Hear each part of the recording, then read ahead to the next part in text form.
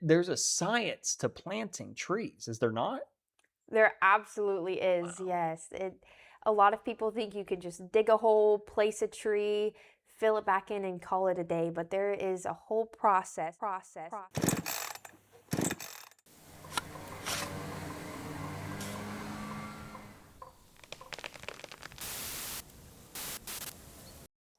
Hello, everyone. Welcome back to the Lawnspiracy. This is Gabriella Krajnik, and I am Shane Krajnik, both part of Eric Putnam BCMA Incorporated. Thank you for joining us again today. Gabby, tell us a little bit about yourself. I think this is your first time on the channel. Yeah, this is my first time here on the channel. I'm very excited to be here. Thank you for having me. Absolutely. Thank you for joining A us. little bit about myself. I am a mom of one and one on the way. I am an absolute tree hugger. I love all things trees. And yeah. Well, that's great to hear. I think we're all a little bit of a tree hugger here. Yeah. Tell us about your childhood. I mean, what was it like growing up with a board certified master arborist as your father? Do you know what? I actually did not come to appreciate it until coming into my adulthood. It was always just one of those things, like, your mom may be a nurse or your dad's a carpenter, and that's just what he is. And so my dad, he was just an arborist to me, and he had always kind of hinted and nudged at me about becoming a part of his company, and it's always, you know, youth rebellion. No, I'm going to do my own thing. I'm going to be maybe an engineer. That's really what I wanted to be, some sort of architectural engineer, project manager, and I was set, and that's what I was going to do. And then I met you, and we moved to Florida for about a year, so you could do some schooling. And then my dad gave us a call one day, and he had asked us to come back and help out with the company. And I'd put some thought into it, and you had convinced me, and I was like, okay, fine, I'll work for my dad's company. We'll give it a shot. And it really clicked. I couldn't see it any other way. I think that's how it usually goes for a lot of people is that Yeah. complete rebellion against whatever their parents do. And then a lot of times, a lot of people find themselves interested in it later on. Yeah, I have found it to be my passion in life, what I love to do. Yeah. Well, that's really interesting. So what do you do at Eric Putnam BCMA? What is it? What is your role? Tell us a little bit about that. So I am the head of all of the HR operations. I am kind of like the culture builder. So I do all of the, all of the not so fun HR paperwork, but I also host, parties, and I really try and get our company and our employees to mingle from all aspects, from the guys in the field, to the ladies in the office, It's like so that we can all 25 be. people now, isn't it? Yeah, So it that's is. a lot of people to keep up Yeah, with. so that we can all just be close and tight knit. I also work on all of the education. So I helped now get, was it 4 gentlemen get their certifications? I'm certified myself. Every Wednesday morning, we come in for weekly meetings, and we just talk about common service area ailments and diseases and pests that we're dealing with, just so that they can have a greater understanding of the trees that they're working with. And I didn't want that knowledge to just stop with our guys in the field, so I've carried it on since to our office ladies. So our ladies in the office are now receiving some courses about some common questions that may be asked, just to get a greater understanding of trees and their biology and that sort of thing. And I also write our blog. So if you're not familiar with it, I write a blog called Liriope's Muse, and it is Probably one of the best tree care related blogs anywhere available. I'd humbly agree. So yeah, it's a plethora of knowledge. It's quite an amazing How many resource. blogs are you up to? I don't know the exact number, because I've been doing it since joining the company. I believe I'm up to around 125 blogs, maybe pushing 130 at this time. That's a lot. What's your posting frequency? So I do post once a week. They usually go up on a Monday. And if you go onto our website, you can actually subscribe and you can get notified as to when they come up. That's awesome. Yeah. But just a little bit about my blog. Liriope comes from my botanical middle name that my arborist of a father gave. Thanks, That's Dad. fun. That's fun. Yeah, and Muse, so my father, Eric, the BCMA, he actually came up with the name Liriope's Muse. He had this idea of this blog, and he presented it to me knowing that I already had quite a love for writing. And so he said, I have this name, Liriope's Muse. What do you think? And I loved it. I loved it from the beginning. So Liriope, of course, from my middle name. And then Muse means like a source of inspiration, something that kind of piques your curiosity and gets your gears turning, and something to keep you interested. And I really think that fits the blog that we write. I agree. I read almost every single one of them, and I mean, it's very engaging, very engaging. Yeah, absolutely. So the purpose of the blog is to enlighten and educate and entertain our readers. Yeah, Fair we talk enough. about I all think that's a sorts of great things. goal. There's certainly a lack of education when it comes to tree care, and any resource is better than no resource.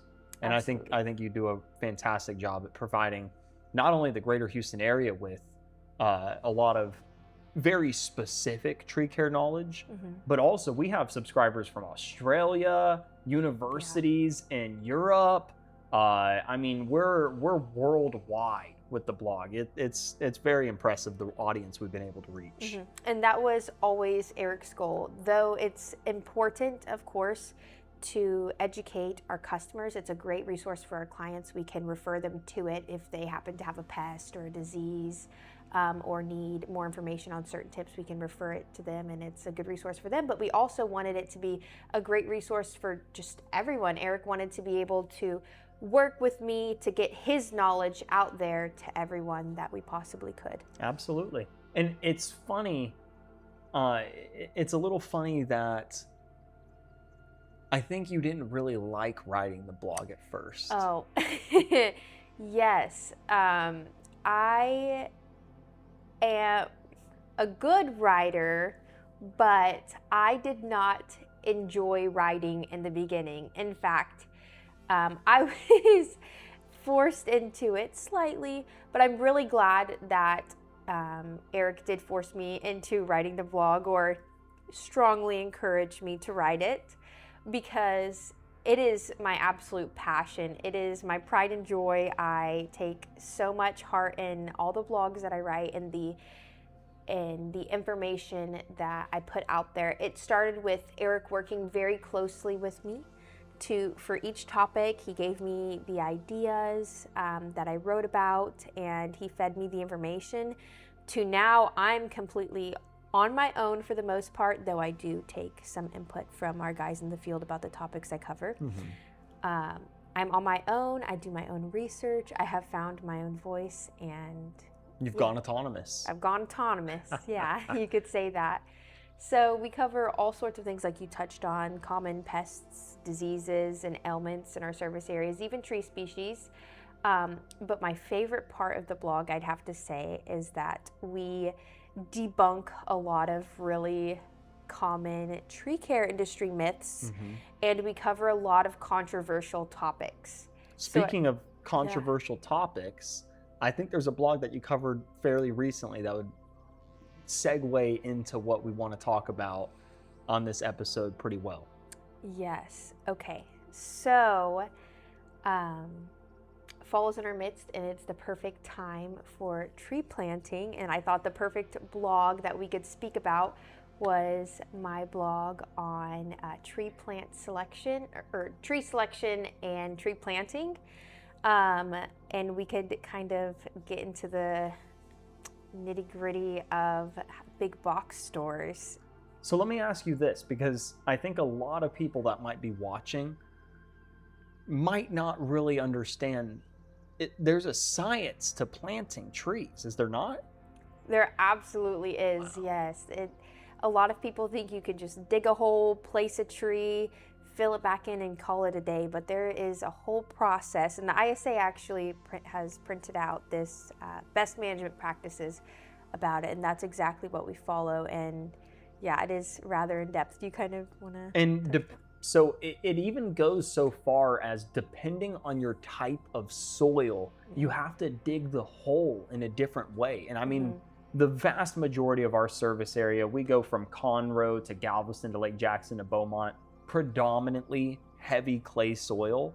You get up to Conroe, it starts getting sandier. Galveston's mostly sand. So there's a couple of exclusions, but even then it's still best practice.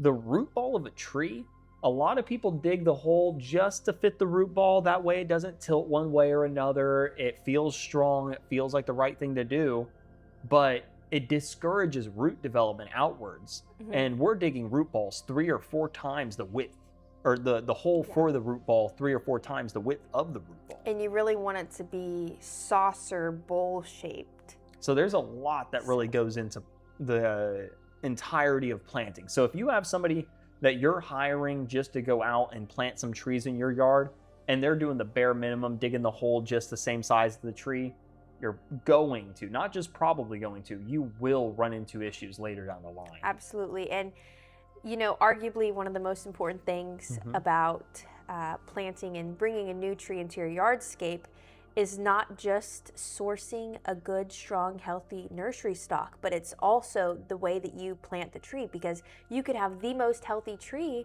but if you don't plant it properly, you're going to set it up for a life of failure. And it's a little bit of a double-edged sword, right? Because you're dealing with, on one hand, if you don't plant the tree correctly, then you might as well not have gotten any tree at all.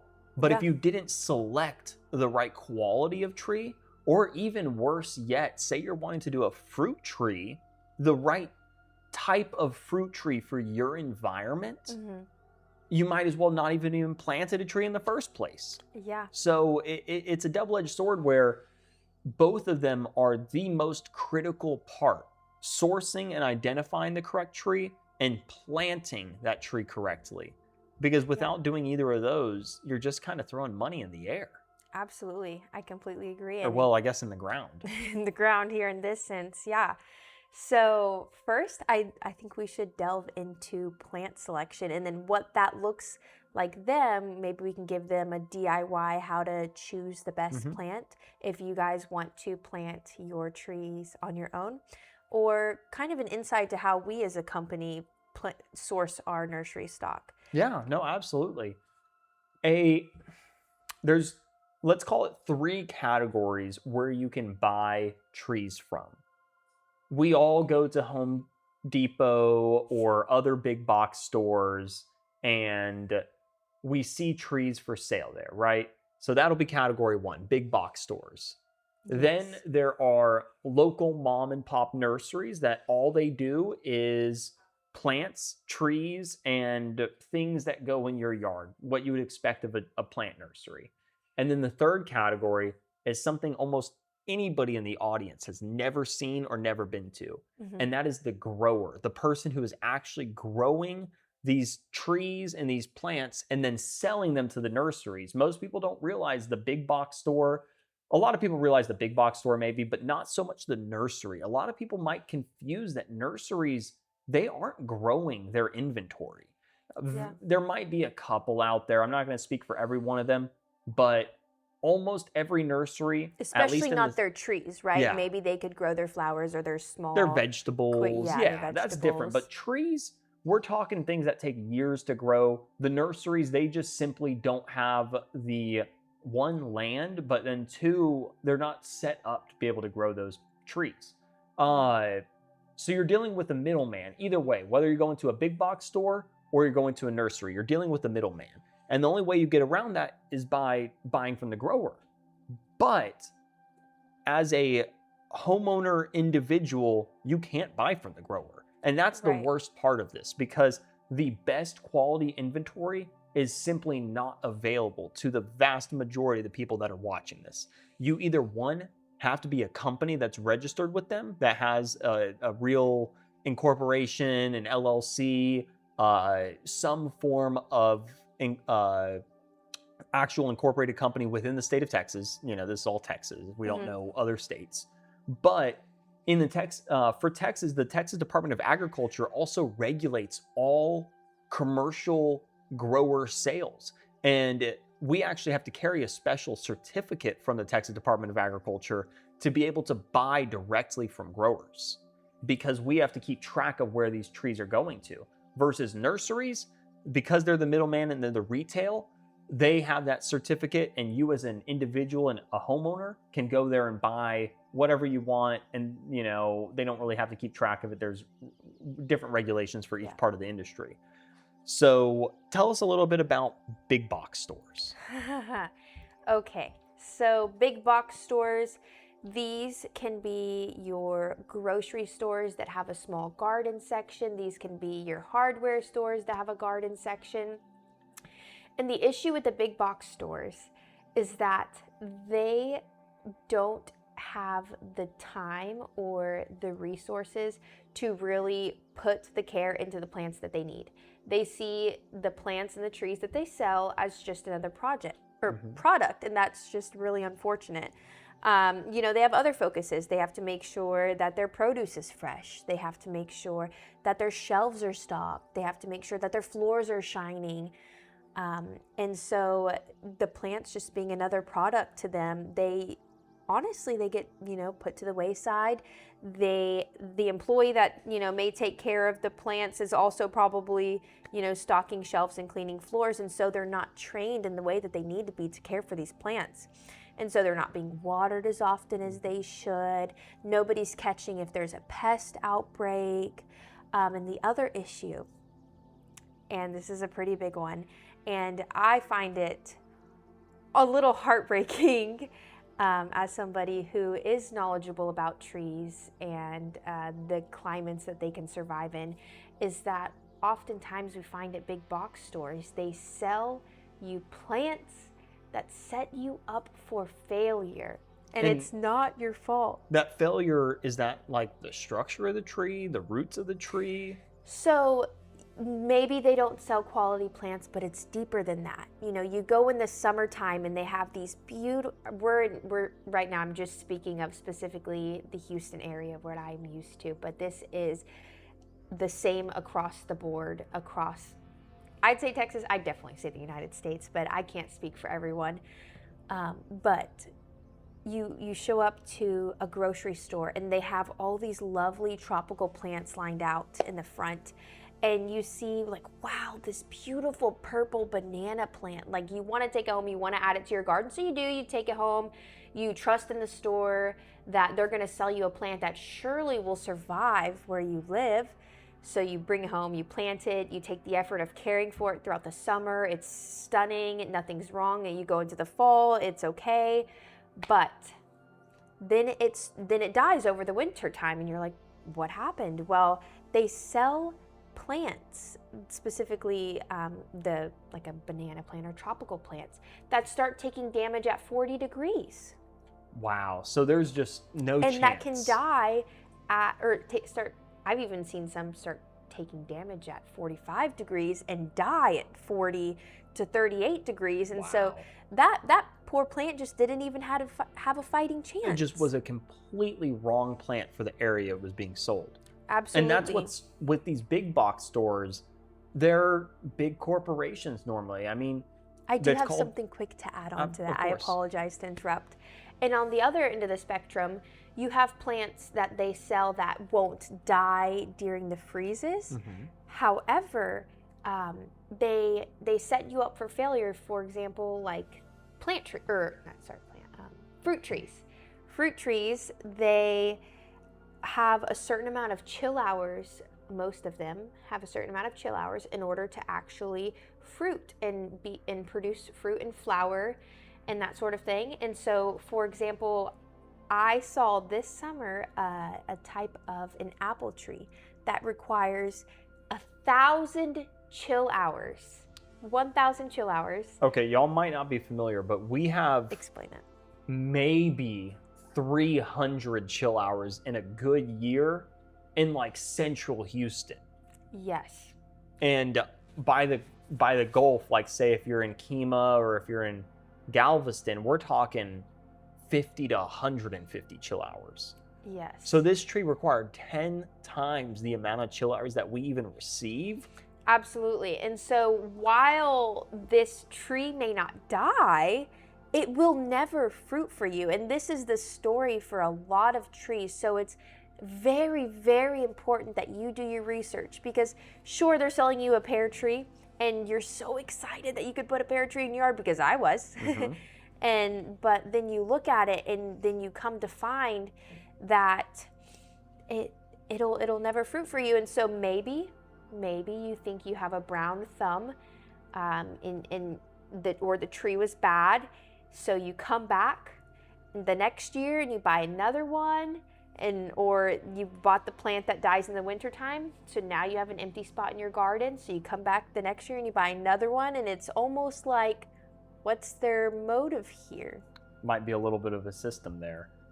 The important thing to acknowledge is that this tree probably said zone 9, right?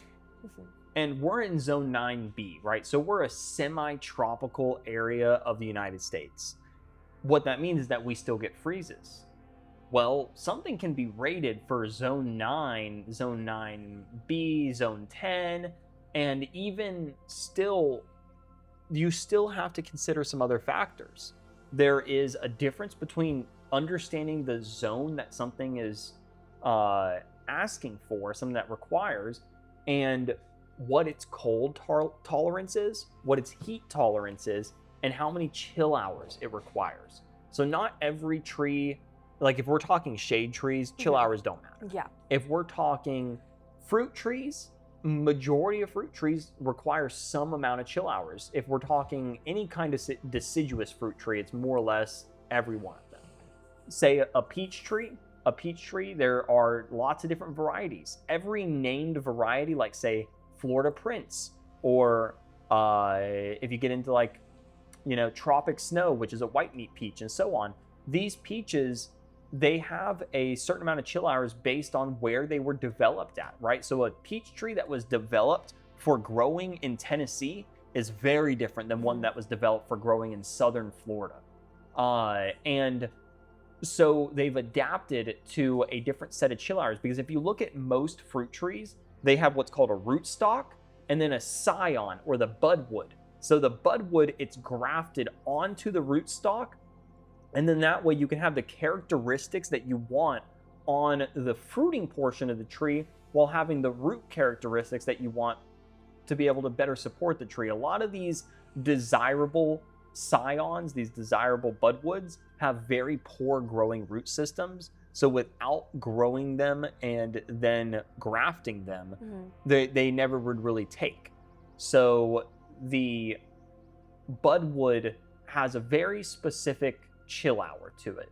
And if you're doing chill hours outside of, whether that's too many chill hours under or too many chill hours over the area that you live in, you're setting yourself up for failure, and you will grow a fruit tree that will live, that will flower, maybe flower, not always, but leaf out year after year after year and get bigger.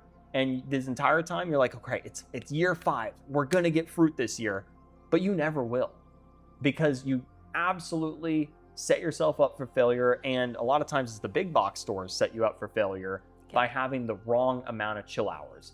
And chill hours are the temperature between 45 degrees Fahrenheit and 32 degrees Fahrenheit. And when it goes under 32, most people say it stops counting chill hours. And if it goes above 45, then a lot of people say that it starts going against your chill hours. So there's a very big mathematical equation for figuring out your chill hours. And if you have a personal weather station, you could take your data over the last year or two and figure it out. But primarily, look up your city, look up how many chill hours you have, and you can get a pretty good idea. And as long as you're within a couple hundred chill hours, like say, if you are in an area 150 chill hours and you plant something that's 250, it'll probably still do well. Try and find something that's 150 chill hours though.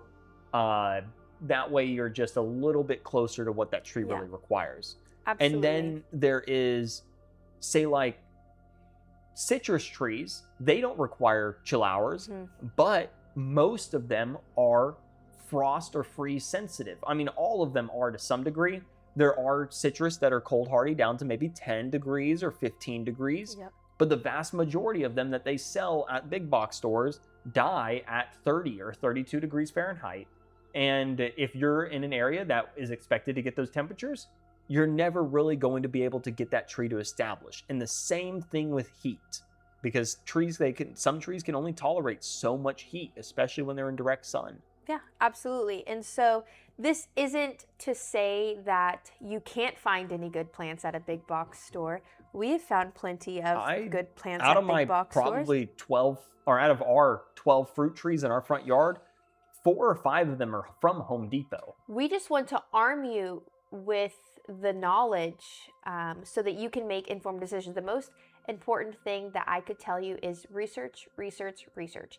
Just because you walk into the garden section and they have a tree there does not mean, or a beautiful tropical shrub, does not mean that that plant will survive. Doesn't mean that it'll automatically do good in your environment. You may think, okay, if I am in League City, Texas, and I'm going in and I'm buying a tree from a store in League City, that tree will surely survive in my yard in League City, but it won't. So the most important thing I'd say is just do your research. And it would even be more helpful if first you researched your area and your climate zone and found out what actually will do good and will thrive there, and then go from there and then use that knowledge to find your tree rather than going into the store first and looking at the trees and from there. And it doesn't even stop at just finding the right tree for the right area, because it can very well be the right tree for the right area, but it be absolutely overgrown in the pot. It could be a very poorly structured tree. So there's even other variables that you have to consider. Like our fruit trees that we got from a big box store are, they're not our best trees, and that's okay. They were a good price, and I accept that, and I couldn't find them for sale anywhere else. And sometimes that's a reality. But I kept an eye on the big box store and watched when they got their delivery. And I bought those trees within a day or two of them getting their delivery. Because when these trees are being grown at the grower, we're talking they're being watered 2 or 3 times a day.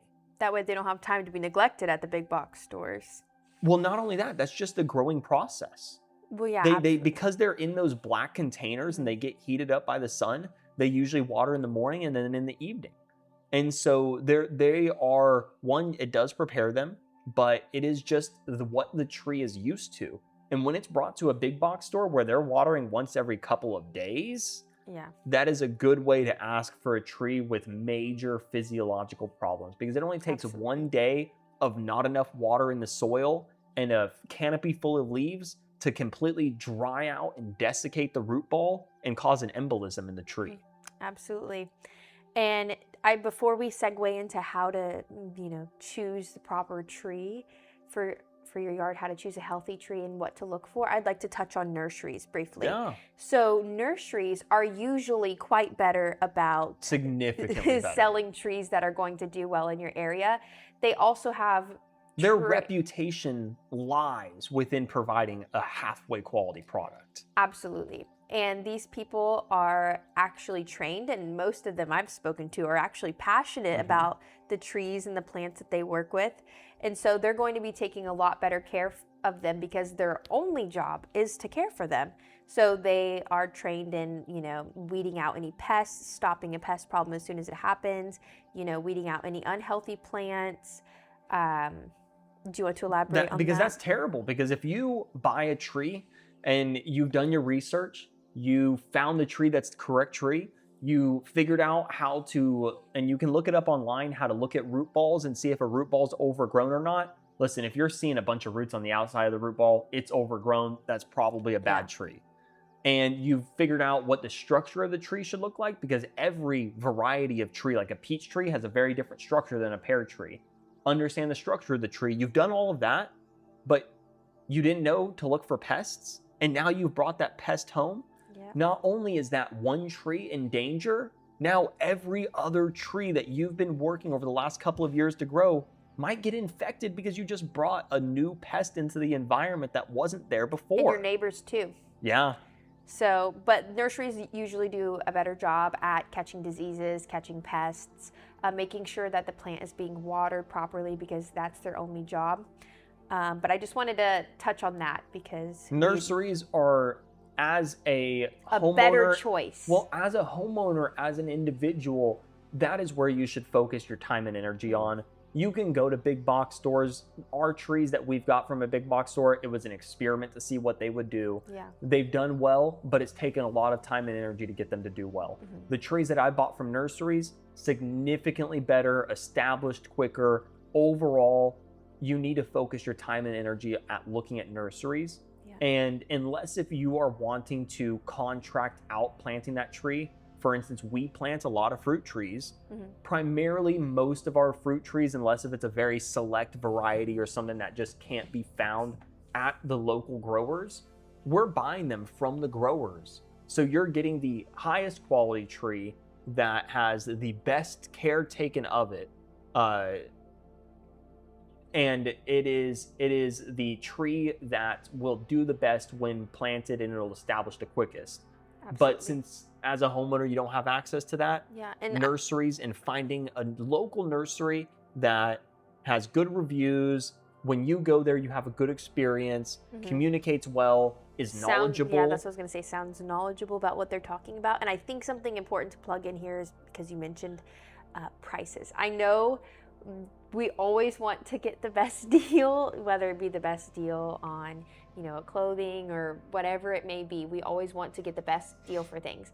But when you are choosing a tree for your landscape or a plant for longevity, you don't really want to go for the best deal. Sure, that fig tree at the hardware store may be $15 less than the fig tree at your local nursery. But that really reflects the quality of the plant and the care that it was given and how it may perform in your yard. So, do you have anything to add on to that? This just made me think of a fourth category that we haven't discussed where you can purchase from. Online.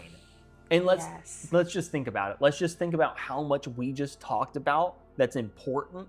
So yes, you can figure out the variety of the tree, you can figure out the chill hours, you can figure out the heat tolerance and the cold tolerance, and you can do all of the research you can to figure out the correct tree. But if you're buying it online, how are you checking the root ball? How are you checking the structure?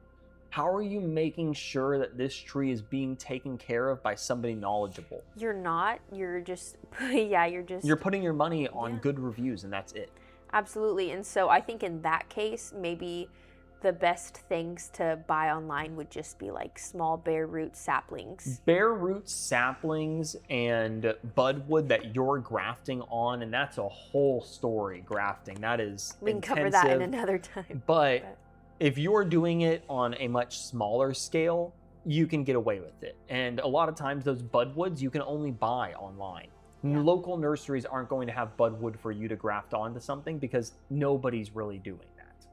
But when it comes to buying a 7-gallon fruit tree and having it shipped to your door, you're taking a lot of risk there because there's a lot of variables that you have zero control of. Yep.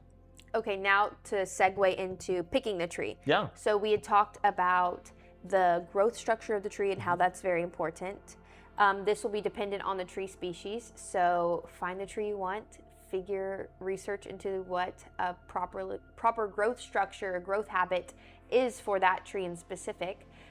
For example, some trees are very unstable if they have codominant stems, and some actually are preferred to be codominant or multi-stemmed like some fruit trees. So that's really important. And then also you touched on the roots. Looking at the roots, this is a very, very quick test. The ISA actually even highly recommends this. The roots are arguably one of the most important parts of the tree. So if you have a root-bound plant in a pot, or you have a plant that has unhealthy roots, the tree is not likely to do very well or establish very quickly. So first you want to see if the root flare of the tree itself is exposed. So that is going to be where the part where the lower part of the trunk tapers out just a little bit. And on young trees, that can be hard to identify, Yeah, and that's why we encourage a lot of our clients to have us pick the tree out. Even if we're not planting it for them, you can pay us, and a lot of times in your area that you might live in, you can pay an expert to pick out the tree for you. Absolutely. You first want to find out if that root flare is covered in soil, because sometimes some places will pack substrate on top of the roots, and that can be harmful for the tree. So just an easy test, quick and easy, just grab the trunk of the tree and rock it back and forth just a little bit. You won't hurt the tree. If you look down at the trunk and you see that there is a gap in between the soil and the trunk of the tree, that's very indicative that it's buried too deeply. I've seen trees buried 5, 6, 7, 8 inches deep underneath of where the top of the root ball looks to be versus where the actual flare of the tree is. And that's very dangerous. That can promote the growth of adventitious roots. And that tree you might as well just not even look at. Don't even look at it.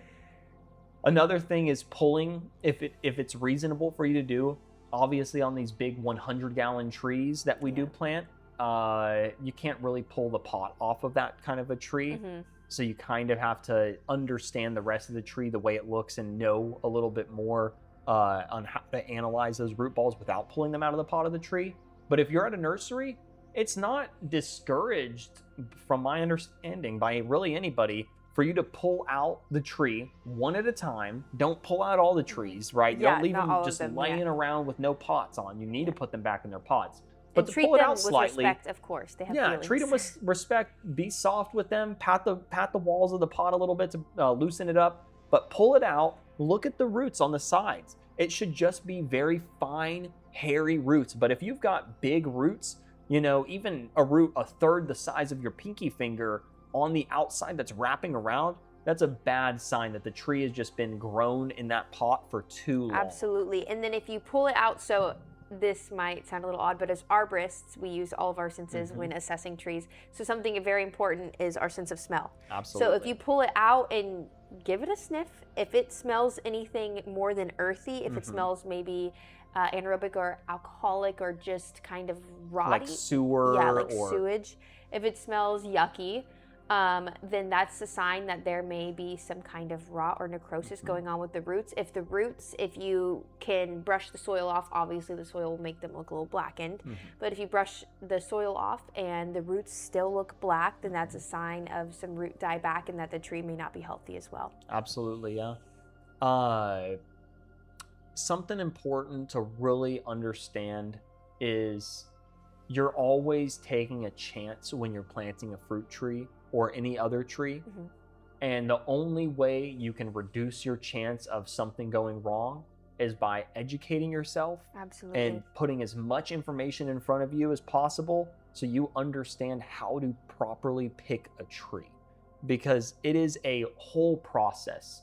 A lot of people don't realize or understand that the American National Society of Institute or of Standards, whatever, ANSI, ANSI, whatever they stand for, can't remember what they're called or what they stand for. They have a specific... American National Standards Institute. Okay, yes, I think that's what I was saying anyways. So they have a spec specifically for how these trees are supposed to be grown at the grower. For every caliper inch of trunk when they're supposed to be put into a new pot. That 7-gallon fruit tree that you're buying, it didn't start off in a 7-gallon pot. It started off in a little pot this big. And then it was moved, once it grew into that pot, into another one, and then into another one, and then into another one. And when you deal with a 100-gallon big magnolia tree, it could have been moved 20 different times.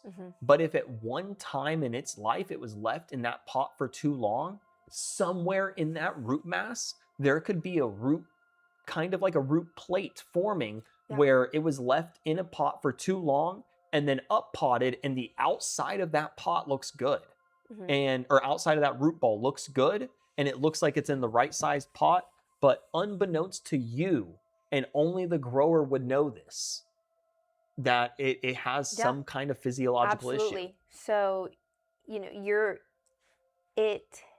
takes a lot to find the right tree, but once you find the right tree, it'll really pay off. So don't be afraid to dig your hands in there. Maybe stick a finger into the root ball and see if it feels any tighter or if you feel like a harder wall. But also, if there is an issue in the roots, it'll show in the canopy. Like you mentioned, you're not going to be able to take the bucket off of a 100, 150, 200 gallon tree. So looking at the canopy, is there dieback? Is there a lot of dead wood? Are the leaves yellowing and chlorotic? Are there spots on them? And that sort of thing. Yeah, because just a simple assessment of the vigor. Are they wilted? No, exactly. Because the more that you look at, the more that you observe on the tree, the less you can reduce your chance of something going wrong. And I didn't say anything to discourage anybody, because in our own example, out of the four big box store fruit trees that I've planted, one of them, for first, they're little 3-gallon fruit trees when I planted them, and they've literally 4 or 5 times in size, and they're only 1 year old. And one of my peach trees, even though we had probably one of the worst and warmest winters we've ever had, I'm not even sure if we really got more than 50 chill hours, fruited. We had a fruit on a 1-year-old tree that quadrupled or quintupled in size in 1 year, that was from a big box store. And the only reason it did so good is because I did the research, I found the correct tree, I made sure the root ball was good, I made sure the canopy was good, I've taken care of it. And post care after planting is just as important, because a lot of these fruit trees during establishment need to be watered every single day. You're taking something that at the grower was watered once or twice a day, maybe even 3 times a day, and you're putting it in an environment where you think, oh, I'll just water it once a week. It's not going to live, or it's at least not going to thrive at minimum. Absolutely. So quick checklist before we get into the planting, because now I think would be a great time to cover that. So 1, do your research. Make sure your tree is suitable for your climate.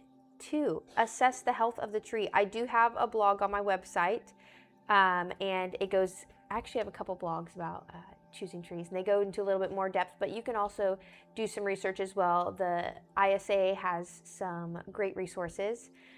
Just assessing, making sure that the tree is healthy. There's nothing wrong with the roots. There's no gouges in the bark. There's no snapped branches. There's no yellowing, and there's no pest activity. And those are really just the best things that you can do to ensure, as a person, DIY on your own, to set yourself up for success. Now, the second step, which is equally, if not maybe even a little bit more important, the planting part. Do you want to? Planting, it's fairly simple. It is complicated because it's not what most people think, but it's very easy to understand what you need to do. If you have heavy clay soil, your root ball, the hole that you dig for the root ball needs to be 3 times the size of the root ball, really at a minimum. When you plant the tree, you're not infilling back with a bunch of potting mix or a bunch of garden soil. You need to use the native soil that is in that environment, even if it's very heavy, chunky clay soil. Because what you're doing is you're not packing that back into the hole. You're throwing it in the hole, it'll be mounded up, and everything will naturally settle. So your planting hole should be a large, shallow dish. The bottom of the planting hole should never have been disturbed. You don't want to dig the hole deep and then put the dirt back and then put the tree on top of the dirt, because that'll cause the tree to sink. Something I'd like to add in here, don't just look at your plant inside of the pot and eyeball it just how deep that you may think that the hole should be. You really need to pull your plant out of the pot, and if there's any extra substrate on top covering any of the roots, make sure you remove that. And then actually measure the root ball, because you want to dig the hole exactly how deep it is, not an inch more. Because when you re-put the substrate back in, it'll settle and the plant can be buried too deeply. And ideally, per the ISA, you have maybe 1/4 to 1/3 of the root ball above the natural grade of the soil. So say the root ball is this tall, you don't plant it level with the soil. You plant it a little bit high, and then that way you can mound it up just a little bit, because a lot of people don't know that trees breathe through their roots.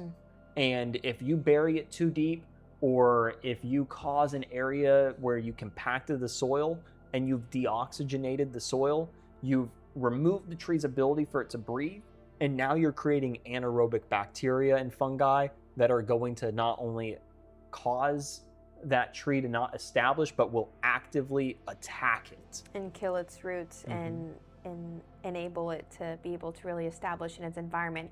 So on the measuring, you don't have to use a tape measure, you definitely can, but it can just be like, you know, a mark on the shovel, you know it's this deep, but it's really important. You can always dig a little bit out, a little bit deeper. Dig a little bit out, put the pot in there, or put the root ball in there, see where it's at. Dig a little bit more if you need to. And if you dig just like an inch too deep, you can put that dirt back. That's not the big deal. The issue is if you're digging several inches deep and then you're putting that dirt back, and you know, it's like, okay, well, I'll leave the dirt loose, that way it's not compacted, but then the root ball settles. Okay, well, I'll compact it in. Oh, well, now you've compacted the soil, and now there's no oxygen in the soil. The soil has a natural amount of pore space, and disturbing that disturbs the amount of pore space. There's something called the perfect soil ratio. It is 45% mineral, 5% organic matter, 3 to 5% really. And the mineral changes based on that. 50% air and water. So the soil, when you are looking at the dirt, an uncompacted area should be 50% just air and water. And you can't recreate that as an individual. And you can't, when you buy bagged potting soil or bagged garden soil, it is not 47% mineral or 45% mineral. It is mostly organic matter. And that organic matter rots and decomposes and causes nutrient lockout. It causes anaerobic conditions. Absolutely. It is just one of the worst things that you can do. So you're backfilling with the native soil. You're not compacting. You're digging the hole properly. So as an overview of what that would look like, once you've gotten that measurement of the root ball and how deep it needs to be, ideally what you would want to do is also measure the length of the root ball. So say it's, you know, like 8 inches across. That is the minimum of how much you want to dig the hole out on either side of the root ball. So if the root ball's 8 inches, then you'd want to make the hole 24 inches in diameter so that it can be equal on either side. And so this is going to look saucer shaped, and you're going to place your plant in the center. And the backfill that we were talking about, keep that earth. You're going to just, maybe if it came out in chunks because the soil's a little bit clay, maybe like, you know, break it up, loosen it up. Maybe there's some grass roots in there that need to be loosened. And then throw that back in there, but just throw it back in there. And it's not going to go back in as the way that it came out, of course. You're going to be left with what feels like a little bit more. So it'd be a great idea to fill it in until it's the right level, and then water it in. Actually, the best way that you can, you know, kind of compact the soil in a way that won't compact it negatively is with water. So you water it in, you might find that it'll settle some, and then you can put the rest of the soil back on top, or not the rest of it, but in a safe mound that doesn't cover the root ball of the tree. And then you can tamp it down slightly just with your hands, light touches. And if you want to add anything like an organic fertilizer or a manure, but not a hot manure, something that's already been composted, or even better, compost, this is added only on the top, only as a top dressing. You're not adding it into the planting hole. Anything only you add, organic. This is important to stress.